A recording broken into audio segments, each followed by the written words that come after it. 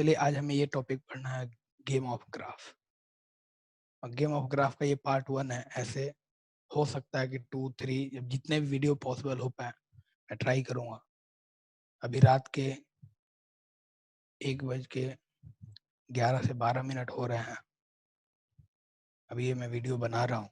Actually मुझे सो जाना चाहिए था।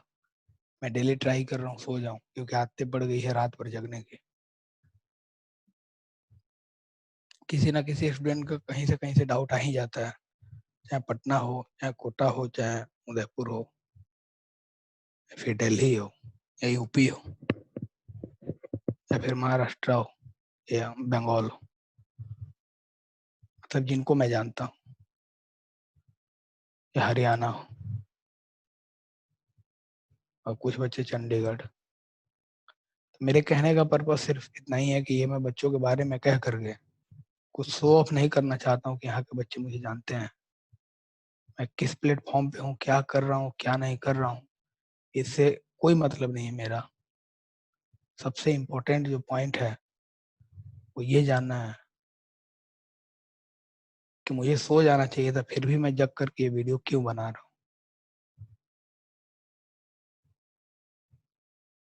फादर मेरे फार्मर हैं। अगर आप यहाँ पे स्टूडेंट हो तो ध्यान से सुन लो। पढ़ने में बहुत तेज था बचपन में। बताने वाला कोई नहीं था, बिल्कुल नहीं था कोई बताने वाला। जो जहां बोला वहां पहुंच गए। जब होश संभाला तब तक टाइम बहुत निकल चुका था।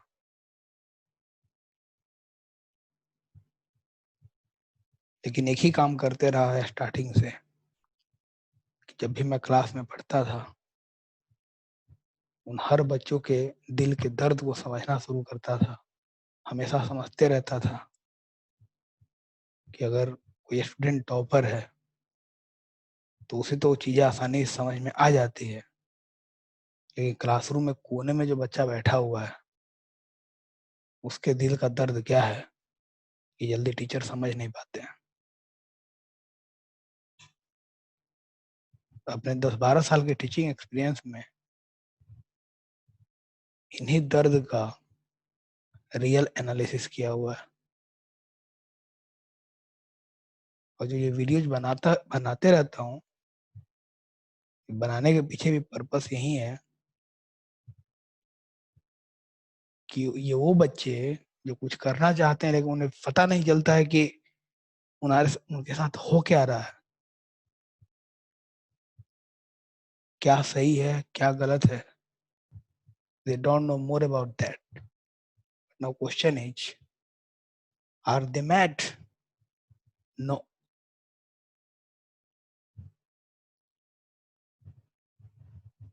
मतलब हम लोग जैसे पढ़े लिखे लोगों का तो फिर पढ़ना ही बेकार है, कि हम लोग उन बच्चों का हेल्प नहीं कर पा रहे हैं, उनको चीजें नई ट्रिक और टेक्निक नहीं सिखा पा रहे हैं। सिर्फ नौकरी किए जा रहे हैं, नौकर बन के पैसा कमाए जा रहे हैं। ये वही पर्पस है जो मुझे नींद नहीं आने देती है। कि जिस दर्द को झेला है, जिस मिट्टी से उठ के आया हूं मैं, वो मिट्टी मेरे से हिसाब मांगती है। हर पल जीने के लिए सवाल मांगती है। कुछ देर पहले एक वीडियो देख रहा था, और डेली मैं रात में सिंगिंग, डांसिंग, ये सब वीडियो देखते रहता हूँ। क्यों देखते रहता हूँ, इसके पीछे भी पर्पस है। क्योंकि इन वीडियोज में ऑल ओवर इंडिया के कॉर्नर कॉर्नर से बच्चे आए हुए होते हैं, और ये वो टैलेंटेड बच्चे होते हैं जिनको किसी न किसी गुरु ने नर्चर किया होता है, और वो ले करके आते हैं उस प्लेटफॉर्म पे जहाँ पे हम लोग भी टीचिंग के माध्यम से किसी स्टूडेंट को नर्चर करके उस प्लेटफॉर्म पे लाना चाहते हैं। जो भी अच्छे टीचर हो उनको सैल्यूट करता हूँ, जो सच्चे दिल से उन बच्चों को नर्चर करके उनको सही प्लेटफॉर्म देते हैं। जो बिजनेस मनी माइंडेड है, प्लीज मैं उनको हाथ जोड़ कर रिक्वेस्ट करता हूँ कि प्लीज आप प्लीज कंपेयर ना करें। सब भगवान के रूप है, लेकिन उन लोगों के लिए मेरी तरफ से ग्रेट सैल्यूट है जिनके दिलो दिमाग में 24 घंटे एक ही चीज घूम रहा है कि भूखे रह लेंगे, खुद तकलीफ झेल लेंगे, लेकिन किसी स्टूडेंट का बुरा नहीं होने देंगे। कि उन्हीं छोटे छोटे बच्चों की है ना जो एनर्जी लेवल है ना, दिन रात मुझे जगा के रखती है। नींद भी आती है तो नींद में लगता है किसी बच्चे का कहीं कोई डाउट तो नहीं आ गया, कोई प्रॉब्लम तो नहीं फंस गया। हो सकता है कुछ नए लोग कभी वीडियो देख रहे हो तो उनको मेरे बारे में भी पता नहीं चलेगा, तो सडनली आएंगे तो 4 मिनट वीडियो देखेंगे, फिर यहाँ से निकल लेंगे, उनको लगा क्या बकवास कर रहा है। हो सकता है, क्यों नहीं हो सकता है। कोई आएगा, कोई ज्यादा आएगा गुस्सा करेगा तो अनलाइक करेगा, कोई आता है तो कोई कुछ कमेंट में कुछ गाली कुछ लिख के जा सकता है। हो सकता है, ह्यूमन टेंडेंसी। ये वही जगह है जहाँ पे राम भी है, और ये वही जगह है जहाँ पे रावण भी पैदा हुआ था। तो इसका हम और आप कुछ नहीं कर सकते हैं। बट हमें ये ध्यान रखना है, आप जितने भी स्टूडेंट हो, नींद मत आने दो। बात मेरी मान लो। नहीं इन द सेंस कि सोना नहीं है, ये बात नहीं बोल रहा हूँ। जो तुम्हारा जो टारगेट है, जो गोल है ना, उससे कंप्रोमाइज मत करो। जितना मेरे से पॉसिबल हो पाएगा मैं हेल्प कर दूंगा। बहुत सारे फैकल्टी जो तुम्हारा हेल्प करने के लिए रेडी है। बातें करो, पता करो, उनसे हेल्प लो। ऐसा नहीं मैं बोल रहा हूँ कि मैं जो बोल रहा हूँ मेरी बात ही माननी है, आपकी लाइफ है। बट जो मैं कर रहा हूँ, जितना मैं कर देता हूँ उतना करो, और सही डायरेक्शन मिल जाए तो खुद के पैरों पे खड़े हो जाना है। और इतना जज्बा डेवलप कर लो कि कोई हो या ना हो, खुद ही जो तुम चाहो तो हिस्ट्री क्रिएट कर सकते हो। तुम्हारे अंदर इतनी पोटेंशियल है, क्योंकि मैं जानता हूँ कि मेरे अंदर क्या पोटेंशियल है, कहाँ से उठ के आया और कहाँ पहुंच गया, कैसे मेहनत करके, ये आप कोई भी कर सकता है। यही रीजन है कि रविंद्रनाथ टैगोर ने बोला था, एकला चलो रे, एकला चलो रे। अब बहुत से ऐसे टीचर्स है जिन्होंने अकेले ही हिस्ट्री क्रिएट करके रख दिया, और आप सबको पता होगा ऐसे टीचर्स के बारे में। तो ऐसे ही आप एक स्टूडेंट हो, आप भी हिस्ट्री क्रिएट कर सकते हो। रामानुजन को कहीं कोई अलग से दोस्त नहीं मिला था उसका मैथ स्ट्रॉन्ग करने के लिए। उन्होंने खुद पे ट्रस्ट किया और उन्होंने, ऊपर वाले ने हेल्प किया। और आज तुम भी जानते हो और आज मैं भी जानता हूँ। एनीवे टाइम पास बातें बहुत सारी हो सकती है, और हमें आज देखना है गेम ऑफ ग्राफ, कि गेम ऑफ ग्राफ का रियल बेसिक मतलब क्या है। इसको थोड़ा सा अच्छे से हम समझेंगे। पहले पार्ट में बहुत ही बेसिक चीजें होंगी, और ये छूटेगा तो अगला पार्ट समझ में नहीं आएगा। तो प्लीज ग्राफ को एकदम लाइटली मत लेना, अच्छे से कर लेना। चलिए देखिए ग्राफ में रियली होता क्या है, मैं बताता हूँ। ग्राफ का मतलब होता है दो लोगों का कन्वर्सेशन। जैसे मैं तुमसे बोल रहा हूँ, ध्यान से सुनोगे समझ में आएगा। देखो कन्वर्सेशन कुछ ऐसे होता है ना। दो दोस्त हैं, इस टाइप के दो तुम्हारे फ्रेंड हो गए। ये वाला फ्रेंड एक्स हो गया, ये वाला फ्रेंड वाई हो गया। सुन लेना, ये जो फ्रेंड है ना एक्स वाला, हमेशा इंडिपेंडेंट होता है।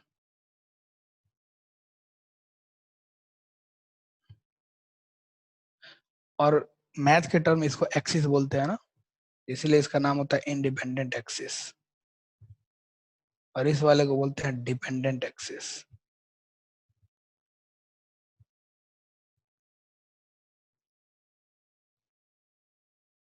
किसी टीचर ने मुझे नहीं पढ़ाया ये आज तक, सही बता रहा हूँ कसम से। कहीं ने सोचा, कहीं से पढ़ा, मिला, ढूंढा, जाना, तभी तो बोल रहा हूँ। मत सोचो टीचर ही पढ़ाएंगे, नहीं। खुद पे ट्रस्ट करो, करोगे बहुत सीख जाओगे। बहुत सारी चीजें हैं, मटेरियल्स हैं, रिसोर्सेज हैं, तुम करते नहीं हो, भटकते रहते हो इंटरनेट पे इधर उधर, इसीलिए सीख नहीं पाते हो। अब पढ़ने वाले बच्चे कहीं ना कहीं फेक जगह पे बैठ के पढ़ रहे हैं, तो भटको मत। जिससे इंडिपेंडेंट, जिससे डिपेंडेंट एक्सेस।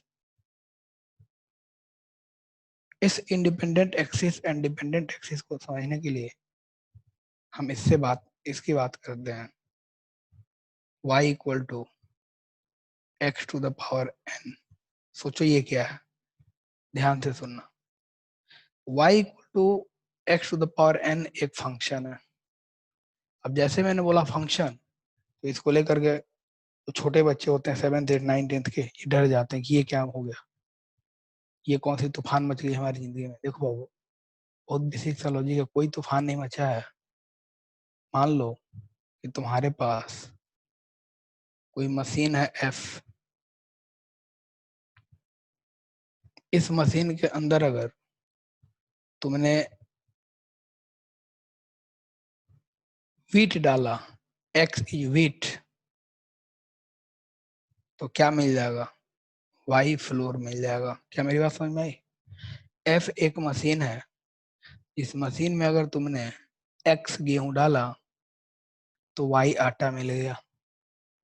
तो एफ बन गया मशीन,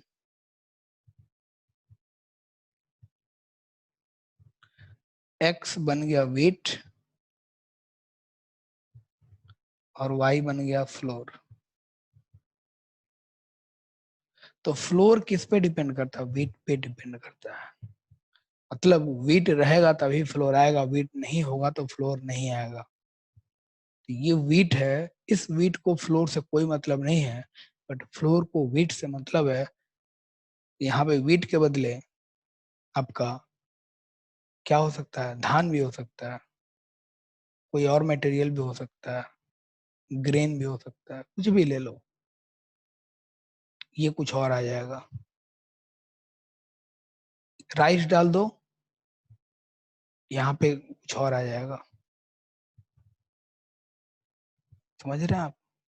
मतलब मतलब ये है कि यहाँ पे जो एंट्री हो रही है, इसके ऊपर ये मशीन कुछ वर्क कर रहा है और आउटपुट कुछ और दे दे रहा है। तो ये इंडिपेंडेंट है, और कुछ भी हो सकता है, मतलब वेरिएबल है। That's why this term this term x is known as independent variable। Independent variable, और इसी का एक और नाम होता है, जो आपने एंट्री कराई है, इनपुट।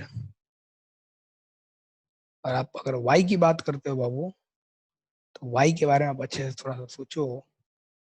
ये y जो होगा, क्या दे रहा है, this is called dependent variable.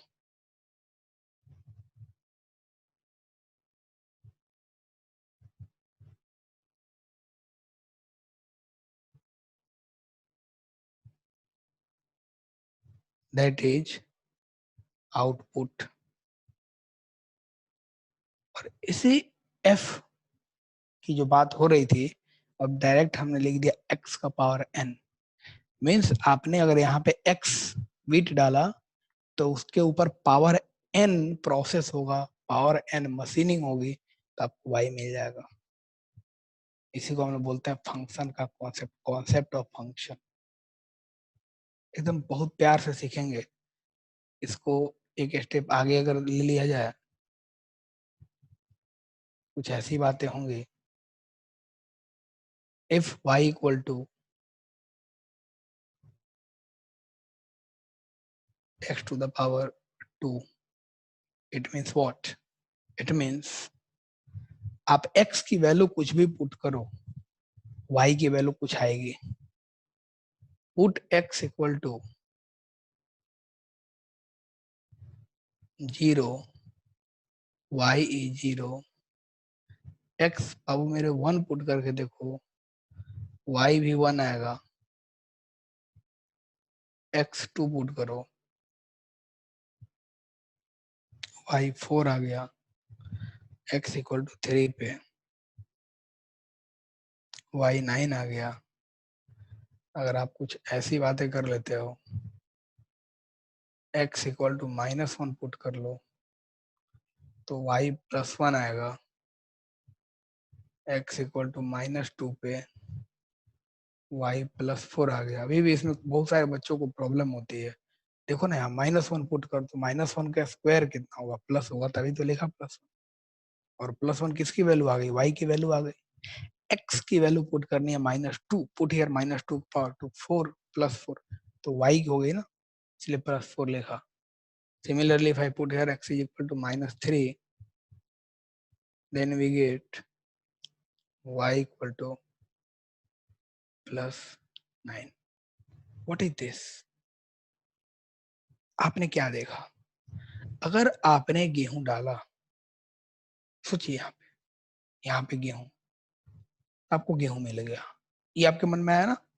मैं हर डाउट को क्लियर करना चाहता हूँ भाई। ये तो एक केस है ना, आप सोच के देखो, ये एक तो केस है।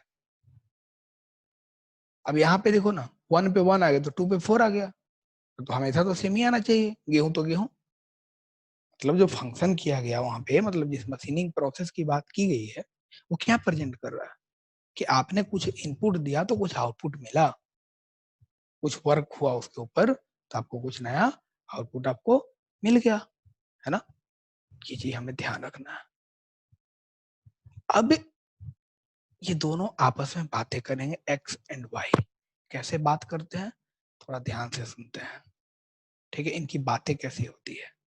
इनकी बातें कुछ बहुत प्यार से होती है। इन्होंने कुछ ऐसी बातें की, अभी आपने थोड़ी देर पहले, लेट्स सपोज लाइक दिस,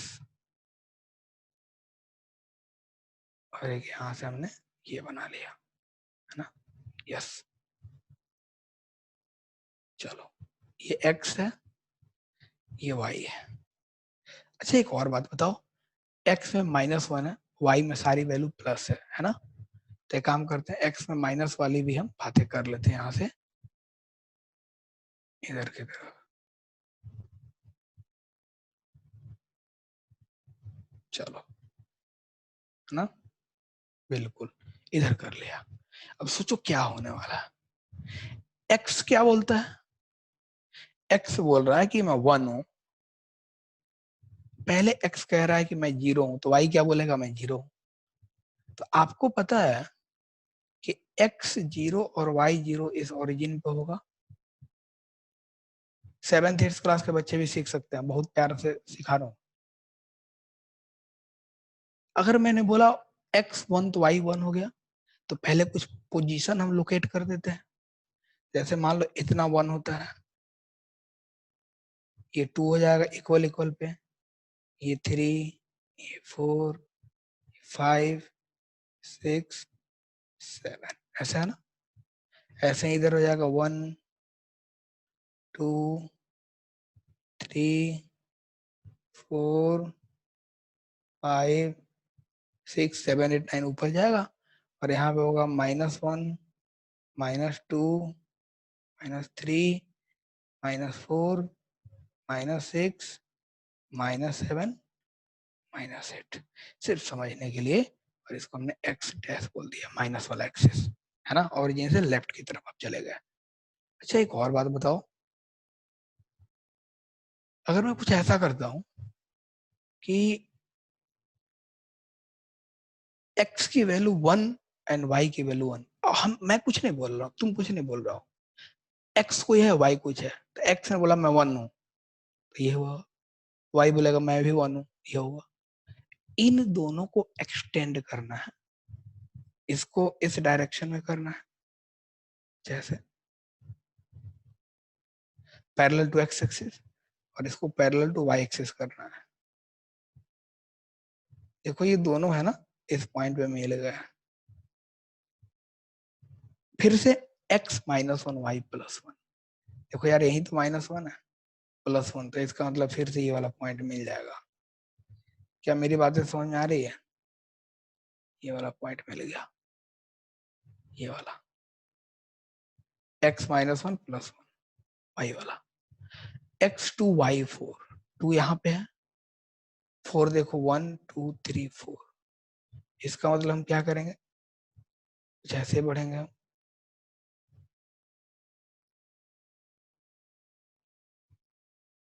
और इसको ऊपर की तरफ हमें ऐसे लेके जाएंगे, पैरेलल लेके जाना है।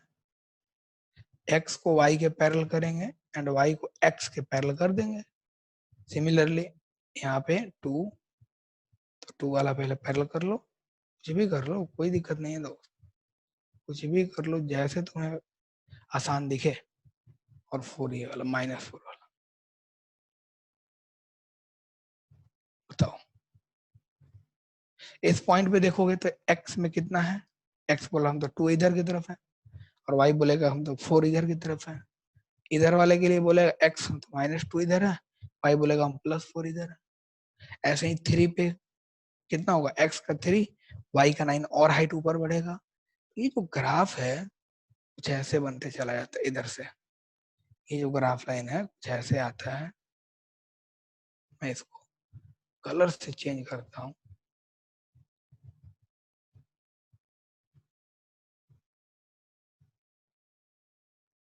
सोचो, है ना। ये थोड़ा सा गड़बड़ है, इसको आप सही कर सकते हो बाबू, ठीक है। हाँ मतलब भाई पढ़ ही रहे तो अच्छे से पढ़ेंगे ना, गलत थोड़ा ही पढ़ना है।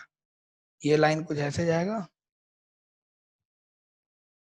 ये स्ट्रेट नहीं होता, कर्व होता है, ध्यान रखिएगा आप लोग।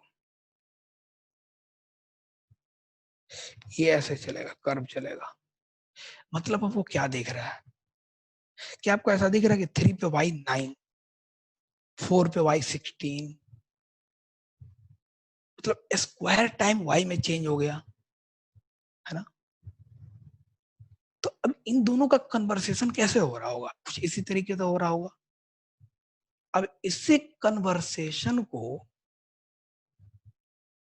एक पिक्चोरियल फॉर्म दे दिया गया, यही वो पिक्टोरियल फॉर्म ग्राफ कहलाता है, जो इनके बीच का कन्वर्सेशन हो रहा था। और फिजिक्स के टर्म में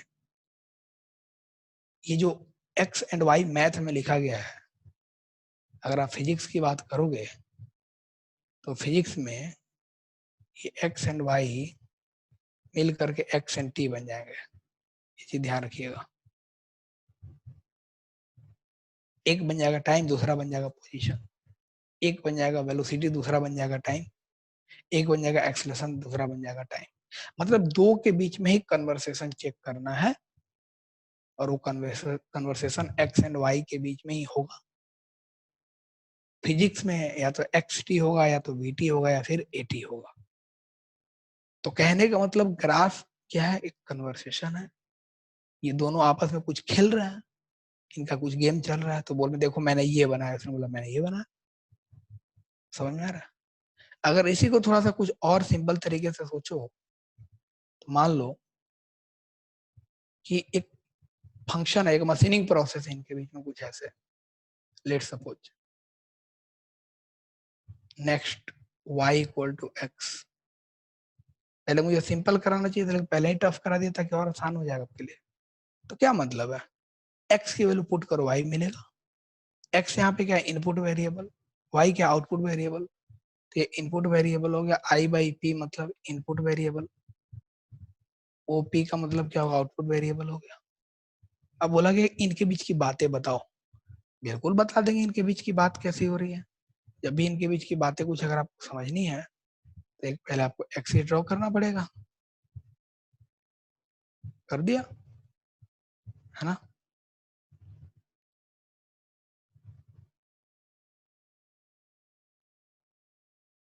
चलो हमने एक एक्स ड्रॉ कर दिया। अब सोचो, फिर से सेम सेम वर्क करना है, कुछ लेफ्ट राइट मत करो, बहुत प्यार से सीखो। पुट x इक्वल टू 0, बताओ y कितना होगा, 0 होगा। मतलब जो x की वैल्यू y की, x1 y1 x2 y2,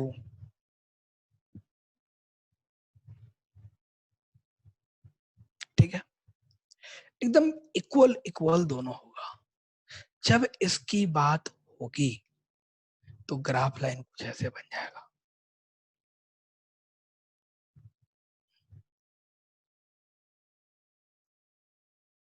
बिल्कुल मिड में,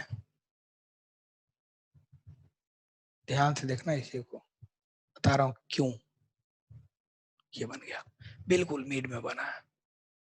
थोड़ा इस पे हम लोग वर्क कर सकते हैं, क्यों कैसे बताता हूं। This is your x, this is your y, और ये हो गया origin. What is graph? Graph is a conversation between two variables. One is independent, another is dependent variable. x independent है, y तुम्हारा डिपेंडेंट है। x ने बोला 0 तो y ने बोला मैं 0 हूँ। x ने बोला 1 तो y ने बोला 1 पे हूँ। x ने बोला 2, y ने बोला 2। x ने बोला 3, y ने बोला 3। x ने बोला 4, y ने बोला 4। लो भाई, क्या मेरी बात समझ में आ रही है? जब आप इसको मिलाओगे, देखना स्ट्रेट लाइन बनेगा कुछ ऐसे।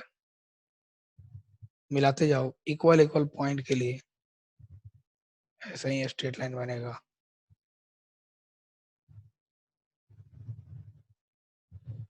कहीं से बाबू आप मिला सकते हो, कोई कोई जल्दी नहीं है। आपको समझ में आनी चाहिए। टीचर कोई भी पढ़ाए, टीचर को आती है। हमें टीचर के ऑरा में नहीं, हमें खुद सीखना है, खुद को सिखाना है। आदत डालिए, जहाँ भी पढ़ रहे हैं प्लीज अपने घर पे रगड़ के पढ़ाई कीजिए। कोई काम नहीं आएगा, सिर्फ नॉलेज आपका आपके साथ जाने वाला है। ये बात क्लियर हो गई? मतलब क्या है? जितना एक्स उतना वाई। ये एक्स है, ये क्या वाई है। अगर यहाँ से पूरा एक्स हो गया तो ये फिर पूरा वाई होगा, ये पूरा एक्स, ये फिर पूरा वाई हो गया। तो एक काम करते हैं ना, आप कितना ट्रायंगल दिख रहा है? 1 2 3 4, ऐसे दिख रहा है ना ट्रायंगल? ट्रायंगल तो दिख रहा है। इसका मतलब क्या करोगे? अब इस ट्रायंगल में थोड़ा सा दिमाग लगाते हैं। अब कोई भी ट्रायंगल ले लो, ओ ए बी। क्या इस ओ ए बी ट्रायंगल की बात करो, या O A dash B dash,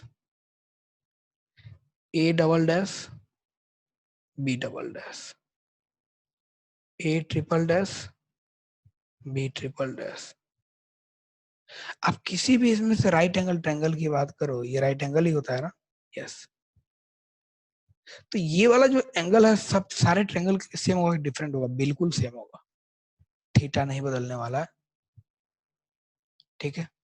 चाहे triangle O A triple dash B triple dash लो, या O A double dash B double dash, कोई भी ट्रायंगल ले लो, थीटा हमेशा कांस्टेंट रहेगा। इसको थोड़ा एनालाइज किया गया। In general, if I write here,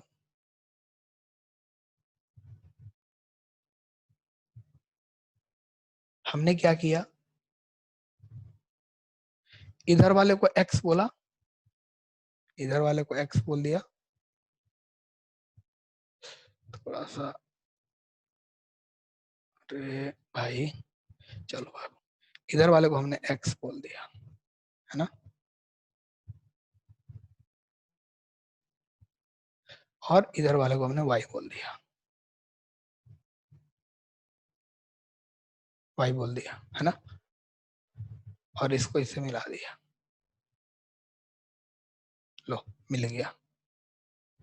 क्या आपको ऐसा लग रहा है कि ये वाला एंगल थीटा है? ये वाला x हो जाएगा, ये वाला y बन जाएगा। तो आपने एक बेसिक फॉर्मूला पढ़ा है, tan theta is equal to perpendicular by base. इस वाले राइट एंगल ट्रायंगल में this angle is 90 degree, means right angle. So for this angle, this is your hypotenuse, sorry, this angle is 90 degree and this angle is theta. So for this angle theta, this y is perpendicular and x is base. If I take this angle theta, then for this angle, this x is perpendicular and y becomes base. Now for the given situation, if I write here tan theta is equal to b by p by b, it means p is what? Y by x, and this is called tan theta. देखो, इसी tan theta का एक नाम आता है, इसको हम लोग बोलते हैं स्लोप। क्या बोलते हैं? स्लोप। परेशान मत होना, केवल सुनो, स्लोप कहते हैं। और इस स्लोप को डिनोट किया जाता है स्मॉल m से। किसे नोट किया जाता है? स्मॉल, जहां भी m है मतलब tan थीटा की बात हो रही है, स्लोप की बात हो रही है। और स्लोप का मतलब क्या होता है? ऐसे बेस लाइन है ना, तो बेस लाइन से किसी लाइन को आप कितने डिग्री एंगल पे इंक्लाइन करा दिए हो। जैसे रोड देखो, फ्लाई ओवर ऊपर चढ़ते होता है तो बेस ही ना। तो हमने क्या कि उसी बेस लाइन से ऊपर की तरफ थीटा एंगल पे इंक्लाइन हो जाते हैं। वही ये कहानी है। मान लो इस ग्रीन के ऊपर कोई एक और ग्रीन लाइन था, हमने इस वाले एक्सिस को बेस को फिक्स किया और उसी के ऊपर हमने एक लाइन ऐसे कंसीडर करके इधर की तरफ क्या कर दिया, थीटा एंगल से रोटेट करके ऐसे बना दिया। और यही जो इसका जो थीटा है उसमें उसका टेन थीटा का जो वैल्यू होगा वो एम या स्लोप कहलाता है। सो आई राइट हियर एम। क्लियर है? चलिए एक और काम करते हैं। अब आप सबको सोचिए, बेसिक वी हैव 1 minute.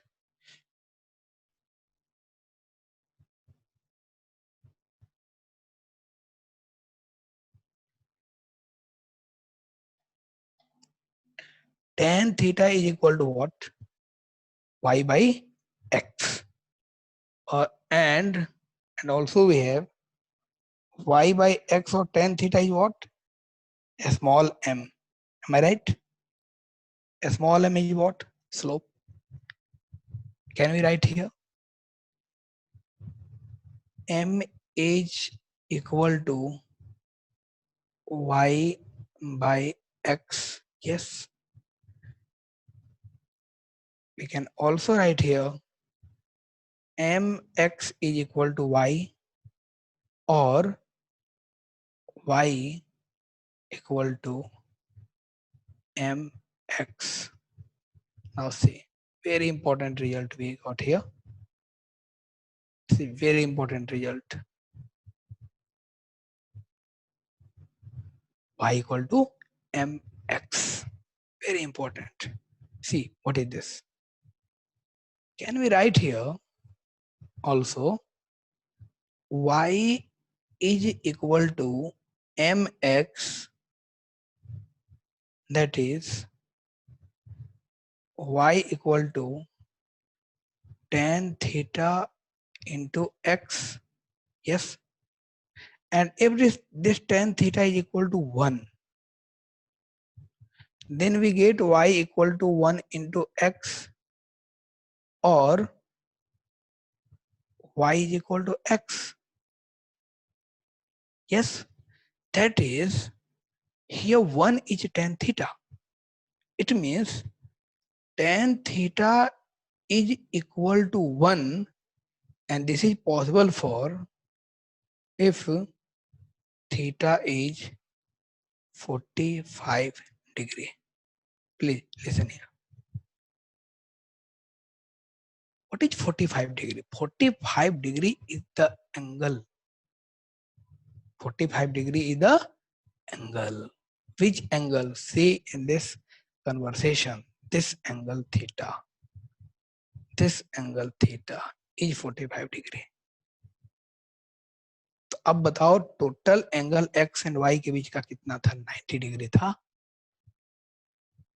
और थीटा बन गया 45 डिग्री। मतलब अगर इधर 45 डिग्री हो गया तो इस साइड में 45 डिग्री हुआ कि नहीं हुआ? इसका मतलब निकल के आया कि x एंड y बिल्कुल इक्वल इक्वल बात करेंगे, तभी लिखा था y इक्वल टू x। तो ये तो बेसिक मैथ्स दिख रहा था, बट इसको हमने क्या किया, ग्राफिकल कन्वर्सेशन के द्वारा और इजी तरीके से समझा कि जब भी अगर लिखा होगा 1 y इक्वल टू 1x, मतलब कोई ग्राफ लाइन है जो ओरिजिन से तो पास हो रही है, बट थीटा 45 डिग्री एंगल बना रही है। और ये जो थीटा जो कंस्ट्रक्ट किया जाता है, मैथमेटिकल टूल्स आपको बेसिक पढ़ाया गया होगा, एक्स एक्सिस से एंटी क्लॉकवाइज डायरेक्शन में लेना होता है। I write here theta. Theta means क्या हो गया?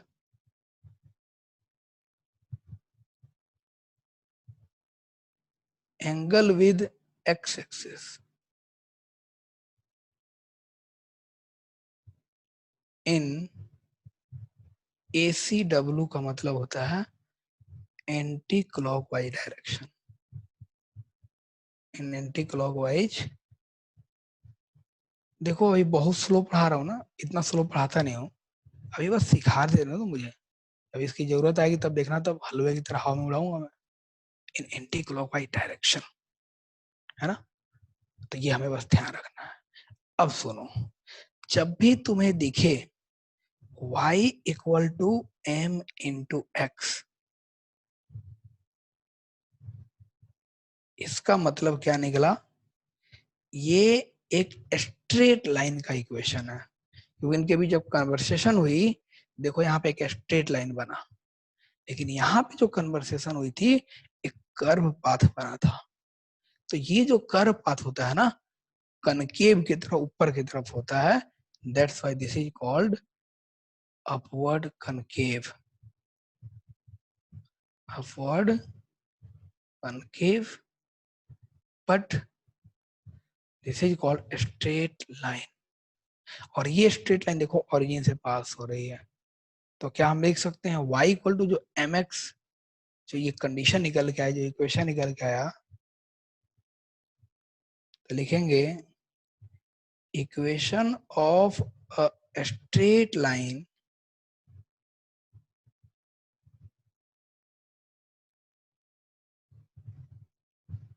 passing through the origin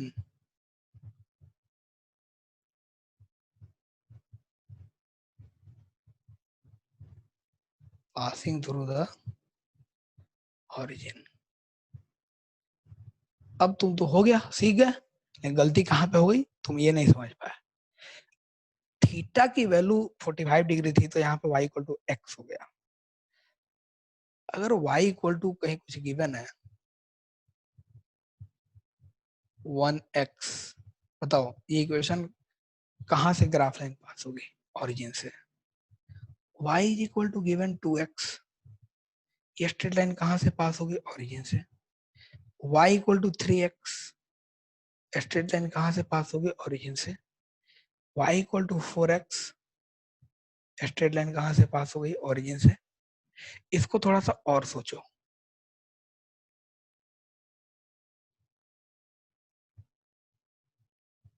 अगर मैंने लिखा y इक्वल टू 1 को लिख दिया बाबू m1x, कोई प्रॉब्लम नहीं है। y इक्वल टू लिख दिया m2x क्यूब, थीटा की वैल्यू तो बदलेगी, 1 2 3 4 आ रहा है, m2x। y equal to m3x and y equal to m4x हो गया। क्या मैं इसको कुछ ऐसे भी लिख सकता हूँ, y equal to tan theta 1x, y equal to tan theta 2x, y equal to tan theta 3x and y is equal to tan theta 4x। yes, अब सुनो, अब tan theta 1 tan theta 2 tan theta, ये सब तो equal तो है ही नहीं, अलग अलग है ही ना, देखो ना यहाँ पे, यही तो 1 है tan theta 1, 2 है tan theta 2, 3 है tan theta 4, 3 4 है tan theta 4, ये तो अलग अलग हो गए। और हमें एक चीज और पता है, थोड़ा सा अच्छे से सीखिए। If I write here tan 0 degree, तो वैल्यू होती है 0। tan 45 डिग्री वैल्यू होती है 1। tan 60 डिग्री वैल्यू होती है √3। अब एक बात बताओ, 0 1 एंड √3 में बड़ा कौन है, √3। तो हम क्या कर रहे हैं, थीटा की वैल्यू बढ़ रही है 0 से 45, 45 से 60, तो tan 0 डिग्री की वैल्यू क्या हो गई, 0। tan 45 डिग्री 1, √3 ये हो गया tan 60 डिग्री। इसका मतलब क्या है, as theta increases tan theta will also increase, tan theta भी आपका इंक्रीज करेगा, ये पहले सोचो। अब यहाँ पे देखो tan theta 1 tan theta 2 ये सबकी वैल्यू यहाँ पे कितना 1 2 3 4, तो सबसे ज्यादा वैल्यू इसमें किसकी है, 4 की। तो क्या ये वाला tan theta 4 ज्यादा होगा, सिंपल सा सोचो यार, ये तो ज्यादा होगा ना, tan theta 4 ज्यादा, 4 आ गया, ये 3 आया, 2 है, ये 1 आया। तो क्या हम ऐसे लिख सकते हैं एनालिसिस के through, right here tan theta 4 is greater than tan theta 3 is greater than tan theta 2 greater than tan theta 1। सोच के देखो। अब आपसे पूछा क्या गया, इनका ग्राफ बनाओ। कैसे ग्राफ बनाएंगे, अब विचार कीजिए। तो एक तो क्लियर हो गया कि जो थीटा लेना है हमेशा हम एक्स एक्सिस से एंटी क्लॉकवाइज मिलेंगे। देख रहे हो, यहां से इधर की तरफ जो भी ग्राफ लाइन होगा तो ओरिजिन से पास होते या तो इधर होगा या फिर ऐसे होगा, ऐसे से होगा, होगा ना। और थीटा की वैल्यू हमें क्या करनी है, चेक करनी है। तो क्या होगा, उसी प्रोपोर्शन में थीटा की वैल्यू बढ़ती चली जाएगी। तब इसका ग्राफ हम कैसे बनाते हैं, थोड़ा ध्यान से देखिए। एक ही ग्राफ में सब कुछ हम लोग कंक्लूड आसानी से कर सकते हैं। अब टेन थीटा 1 देखो कहाँ पे है, यहाँ पे है, और वैल्यू गिवन है 1। तो 1 का मतलब कितना होगा, 45 डिग्री। तो एकदम मिड वाला केस हो गया। अगर मैं कुछ ऐसे ग्राफ ड्रॉ कर लूं दोस्त, बहुत प्यार से पढ़ा रहा हूँ भाई, इसको हल्के से मजे में मत लेना कोई, नहीं तो फिर पूरी लाइफ पछता जाओगे। नहीं समझ में आया तो छोड़ के चले जाओ, क्योंकि हमने भी पढ़ाई की है ना। और जिनको अच्छे से आती है भाई, प्लीज बाबू अपना टाइम मत किल करो। ये उन बच्चों के लिए है जो कि एकदम फिजिक्स को अपने दिल से लगा के उसको समझना चाहते हैं। चलो सोचो, एक्स हो गया और ये वाई बन गया। सोच के देखो। अरे भाई 1 कब होगा, जब थीटा 45 डिग्री होगा। ये वाला केस याद करो, y इक्वल टू 1x, मतलब यहाँ पे थीटा 45 डिग्री होना चाहिए। और ये किसकी बात कर रहा है, टेन थीटा 1 की बात कर रहा है। तो क्या तुम सोचो, क्या हमारा ग्राफ लाइन जो होगा बिल्कुल मिड में होगा, बिल्कुल मिड में ऐसा होगा, बिल्कुल मिड में, यस। ये किसका ग्राफ है, अब आप बताइए। थीटा 4 का है कि थीटा 2 का, थीटा 1 किसका है। ये जो ग्राफ है y equal to tan theta 1 का है, मतलब y इक्वल टू 1x का है। समझ में आया, y इक्वल टू 1x का है। अब बोला क्या 2x 3x क्या होगा, तो ग्राफ क्या होगा, इधर की तरफ y, देखो y equal to 2x, x की वैल्यू 1 पुट करो, y की वैल्यू हो गई 2। मतलब ग्राफ ऐसे होते चला जाएगा, x इतना y इतनी हाइट पे चली गई। तो क्या करेंगे, हम उसी प्रोपोर्शन में ग्राफ ऐसे कुछ ड्रॉ कर लेंगे, अलग अलग कलर से कर देते हैं ताकि बाबू आपके लिए आसान हो जाएगा, है ना। ठीक है, चलिए एक ये कलर ले लेते हैं। ये 1x था, हम इस ग्राफ का नाम हम 2x दे देंगे। एक और ग्राफ ले लीजिए आप यहाँ से, इस ग्राफ का नाम आप 3x दे दीजिए।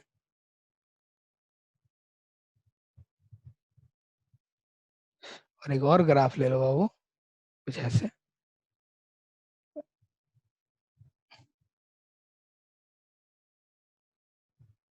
यस। और अब जो इनके बीच का कन्वर्सेशन चल रहा था हमारा क्लियर हो गया।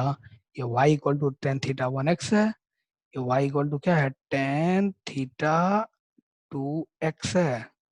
ये क्या है, y equal to tan theta 3x, और ये है y equal to tan theta 4। एक बच्चे के मन में डाउट आया कि सर आपने कैसे मान लिया कि इतने इतने एंगल पे होगा। देखो बाबू, माना नहीं है, सॉरी मतलब एग्जैक्ट हमें वैल्यू नहीं गिवन है, हमने एनालाइज किया कितने डिग्री पे, √3, 1/√3 कहाँ गिवन था।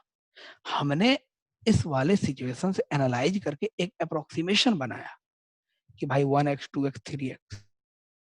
समझ में आ रहा है, इस बार 1x है, देखो x की वैल्यू 1 पे, y वहीं रहा, 2 पे क्या हो गया, x2 पुट करो, x1 पुट करो, y2 हो गया, x3 पुट करो यहाँ पे 3, x पुट करो 3, या x पुट करो यहाँ पे 1 पुट करो इस वाले केस में। तो y3 हो गया ना, x का 1 y का 3 यहाँ पे आ गया, इतनी हाइट हो गई।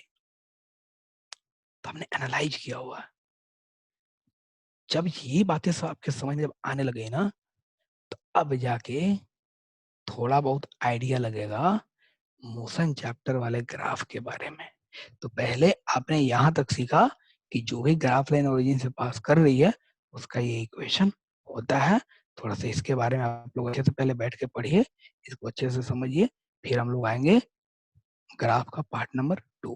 और ग्राफ को मैंने गेम क्यों बोला, गेम ऑफ ग्राफ, मतलब क्या चल रहा है देख रहे हो, हम गेम ही तो खेल रहे हैं। अच्छा रुको, कलर बना रहा है, अलग अलग पेंटिंग कर रहे हैं बचपन में, हाँ बचपना की तरीके से हमने पढ़ा है ना, तो ऐसे ऐसे करके करेंगे, चीजें हमारे लिए आसान हो जाएगी। ठीक है, इसको ट्राई कीजिए और फिर हम लोग मिलते हैं बाबू नेक्स्ट क्लास में।